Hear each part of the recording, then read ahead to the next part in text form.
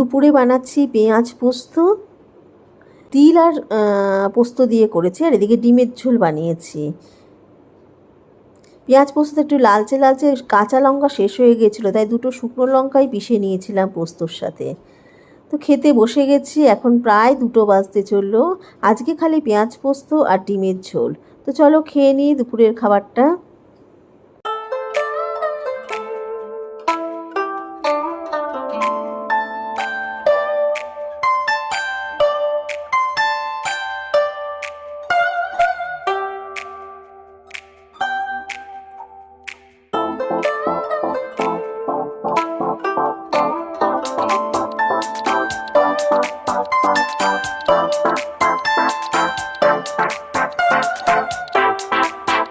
এখন বাজে রাত্রি প্রায় 10টা। জায়ের বাড়ি গিয়েছিলাম আড্ডা মারতে, আমি আর মেয়ে ফিরছি।